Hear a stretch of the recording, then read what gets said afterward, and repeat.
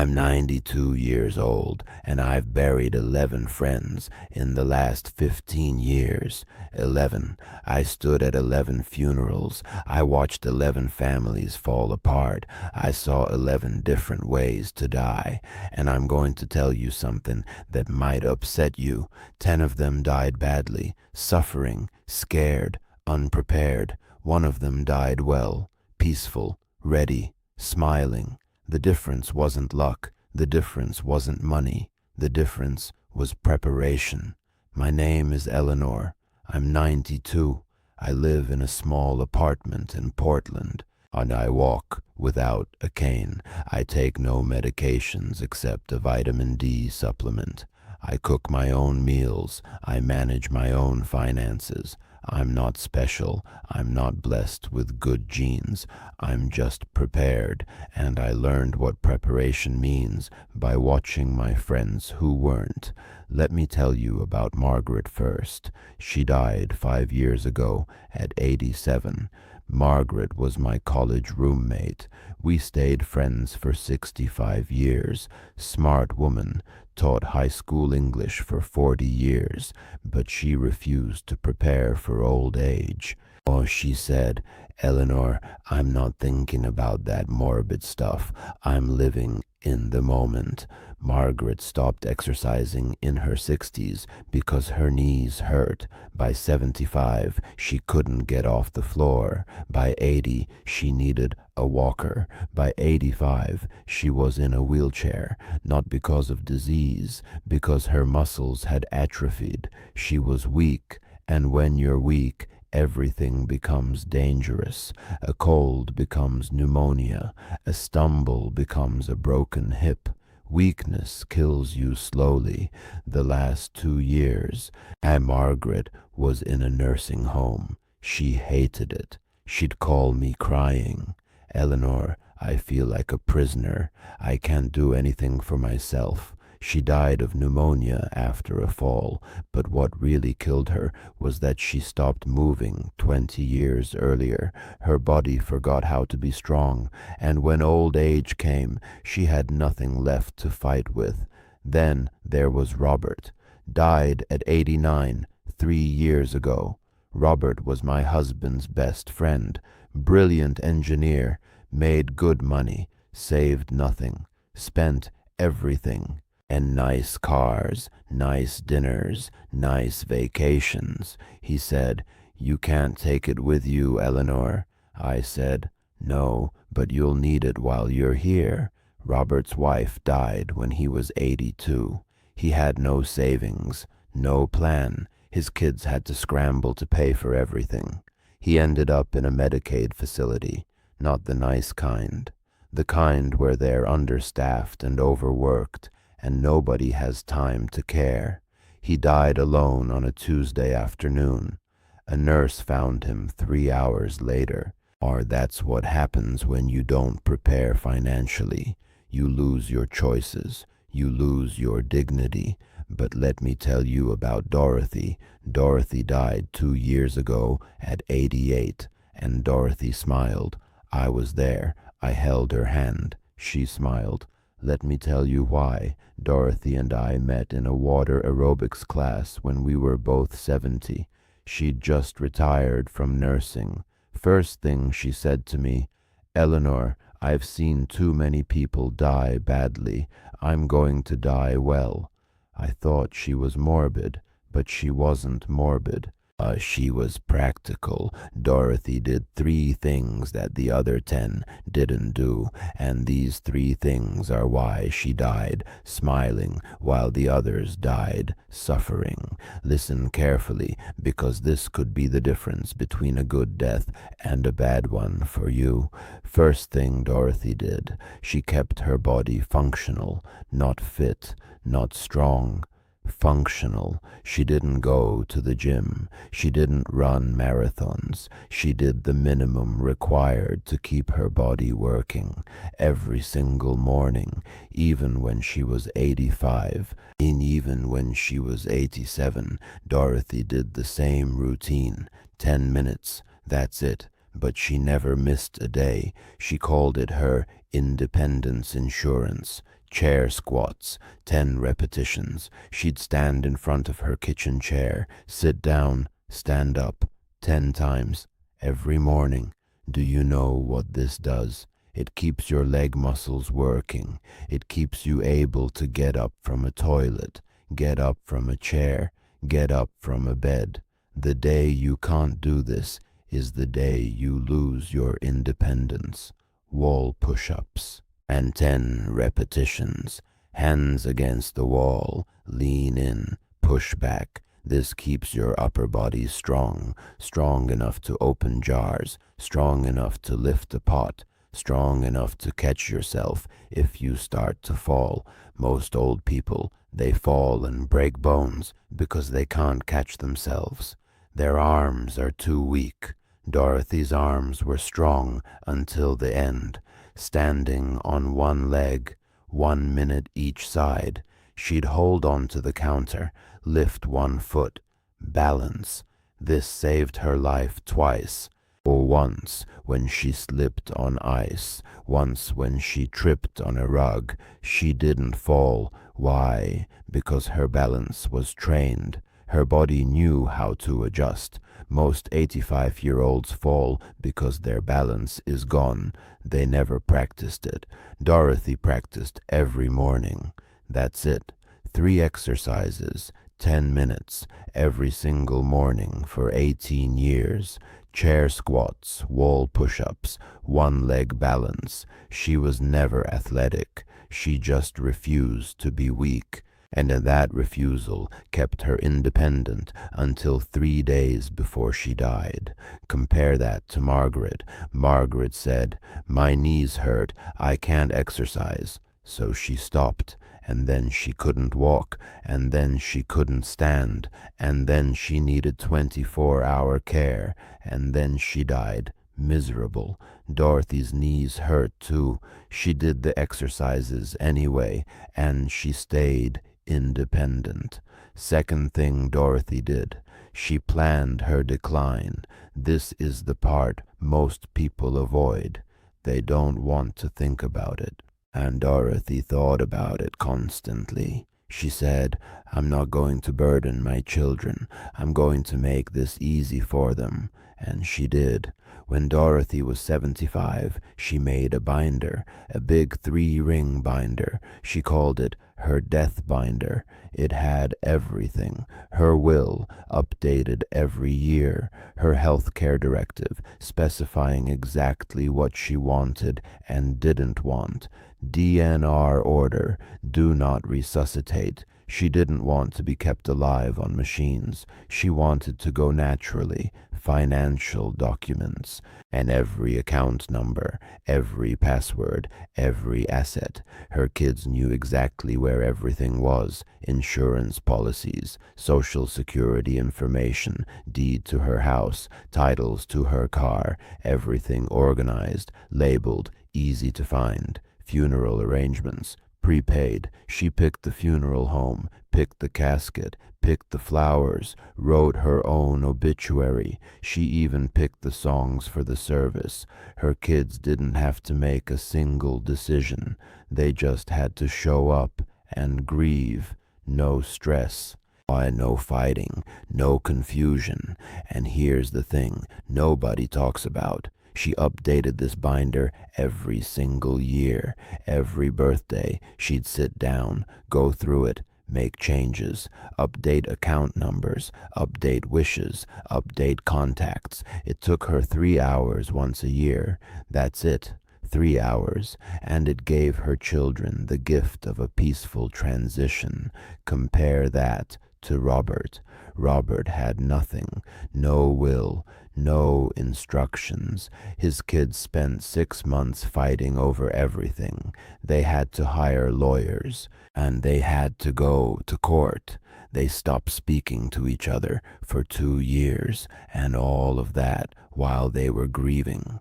Robert didn't mean to do that to them. He just never prepared. Third thing Dorothy did, she faced her death. This is the hardest one. Most people, they pretend death isn't coming. They avoid the conversation. They don't want to think about it. Dorothy thought about it every day, not in a morbid way, in a practical way.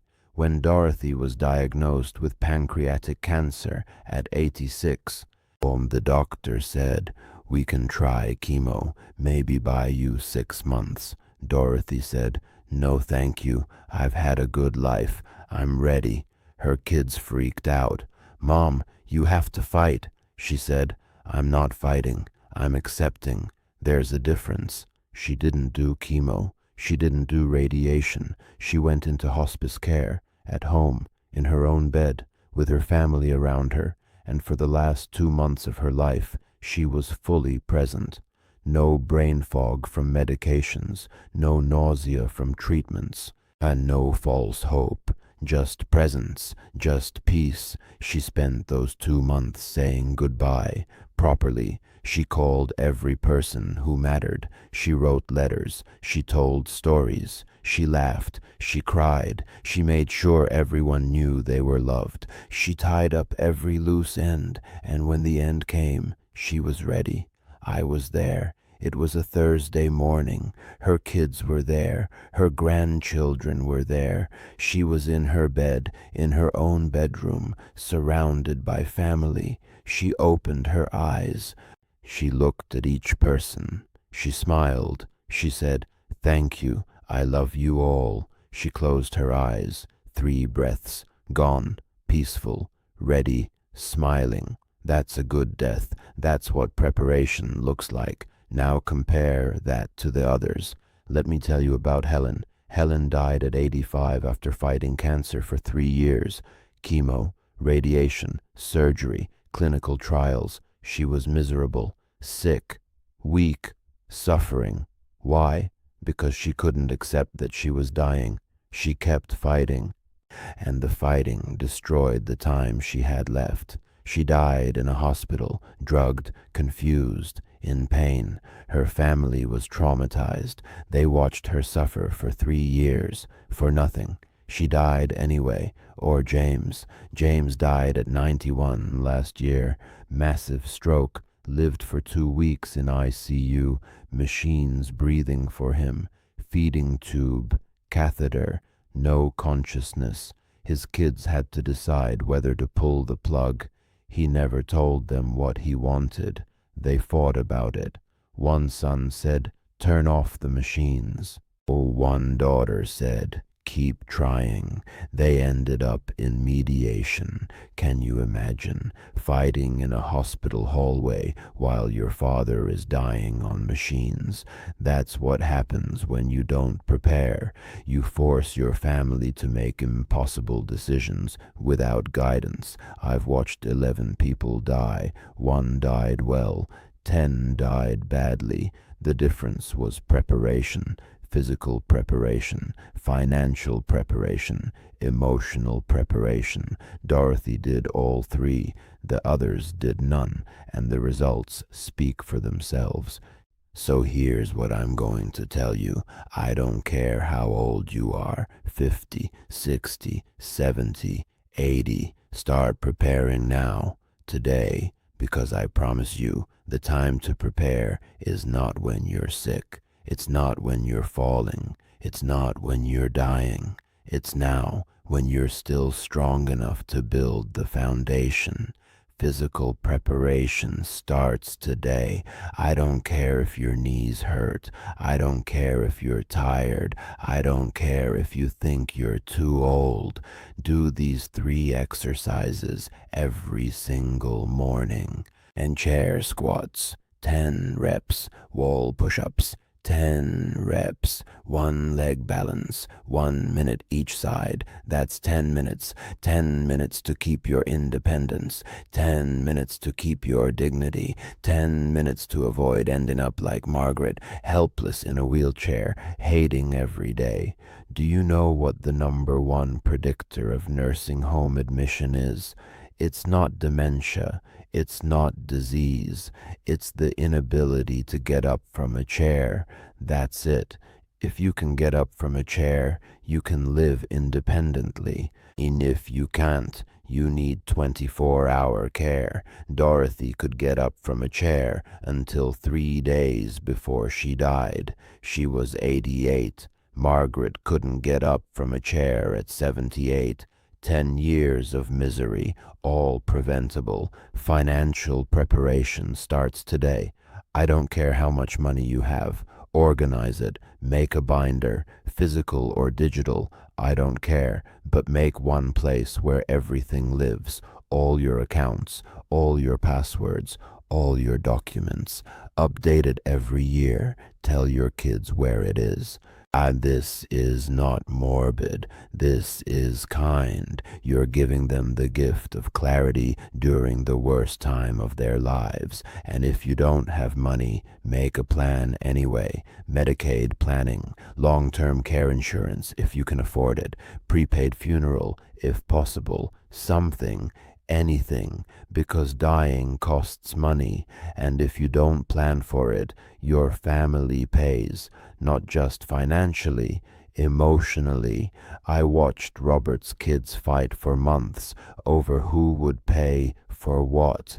They still don't speak, all because Robert thought it was morbid to plan.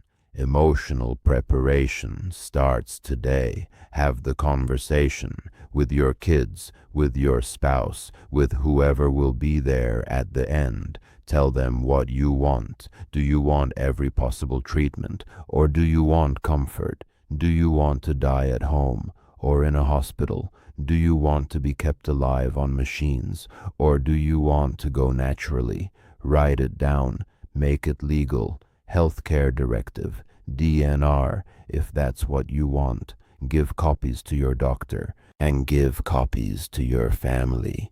Update it every few years. Your wishes might change. That's okay, but have wishes. Don't make your family guess. And here's the hardest part. Make peace with death. You don't have to like it, but you have to accept it, because fighting the inevitable only creates suffering. Helen fought for 3 years, 3 years of chemo, radiation, surgery. She died anyway. Those 3 years could have been peaceful. They could have been meaningful. Instead, they were suffering. All because she couldn't accept what was happening. Dorothy accepted it. She had 2 months from diagnosis to death, 2 months of presence, 2 months of love, 2 months of completion. She said goodbye properly. She left nothing unsaid. She left nothing undone. And when death came, she was ready. She smiled. I saw it. I was there. I'm 92 years old. I've prepared. I do my exercises every morning, 10 minutes, no excuses. I have my binder, everything organized, updated every year. I've told my kids what I want. No machines, no heroics, comfort only. And when my time comes, I'll go like Dorothy, peaceful, ready, maybe even smiling. You want to know the real tragedy? It's not death. Death comes for everyone. The tragedy is dying badly when you could have died well. The tragedy is suffering when you could have had peace. The tragedy is leaving your family in chaos when you could have left them in clarity. I've watched it 11 times, 10 times the wrong way, once the right way. And I'm begging you, learn from what I've seen. Don't be Margaret, weak and helpless. Don't be Robert, broke and undignified. Don't be Helen, fighting until you're destroyed. Be Dorothy. Prepare your body, prepare your finances, prepare your heart, and when the time comes, go well, because here's the truth nobody wants to hear. You're going to die. I'm going to die. Everyone watching this is going to die. That's not morbid. That's reality. And the only question is, are you going to die well or die badly? Are you going to die prepared or unprepared? Are you going to die peaceful or suffering? 10 minutes of exercise every morning, one binder with all your documents, one honest conversation with your family. That's it. That's the difference between a good death and a bad one, between peace and suffering, between a smile and a scream. I'm 92.